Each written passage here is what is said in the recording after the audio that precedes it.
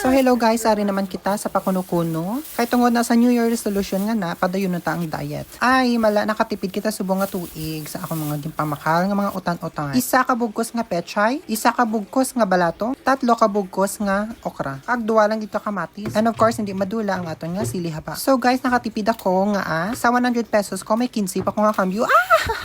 Pasagad-sagad na lang gito ya, subong ya sa pangabuhi ya. Kay nga kung hindi ka kabalo mangita sa barato, wala ka gikwaon. Why man tagin bata nga manggarano nung nga gabakal gapangompra dito sa mall no. So anyways guys, hinugasan ko na ano yung atong mga utan-utan. And of course, ako ni dayon gid pang hiwa isa-isa. And of course, ang atong menu subong is pinataka nga luto. Charas! Kali mahimo lang kita sang sabaw, butangan ta lang siya sang nor. Kagi pabukalan, of course. Ay, ambot na lang akong butangan tapit na guro sang subak. Baw, di hamak na lang ni guro nga gasto. Charas! Kung lapit lang kami tani sa super, tani dito na lang kuya nang umpra. Di nga layo kami sa city, baw, di hamak na presyo. Talagsa sa Malaka ka na lang niya subong kita sang barato. Kung ikaw yung nga feeling social kati, agwanta ha, pagka minangkaranon mo, chara. So, bali, ginluto ko na nga itong mga utan-utan. Ginbutangan ko lang siya sa isa ka nor pork cube. Of course, paminta, kagasin, gamay lang. Kag aton ini pabukalan sa 10 to 5 minutes lang, kay para do hagpok pang aton nga utan-utan. So, bali, tilawan ta na guys, no?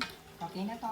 Oh, okay na to ko, no? Oh, dali na guys, mga na ta guys. Amulan na niya kanon tayo sa mga tuig ya, para makatipid ta kag diet. So, gamay lang na daw nga rice, no? 1 cup of rice na ginasayang kanon tayo subong adlaw. So, let's go eat everyone. Bye.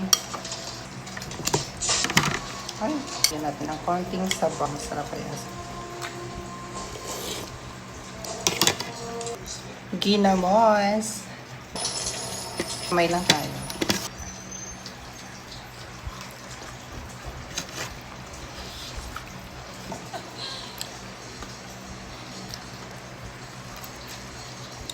May mga allergy sa seafoods.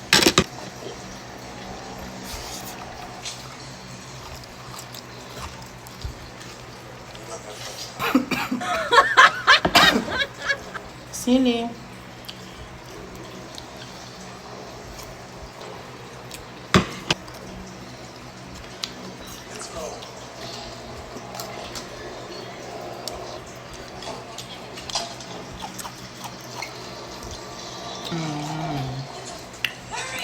Pechay.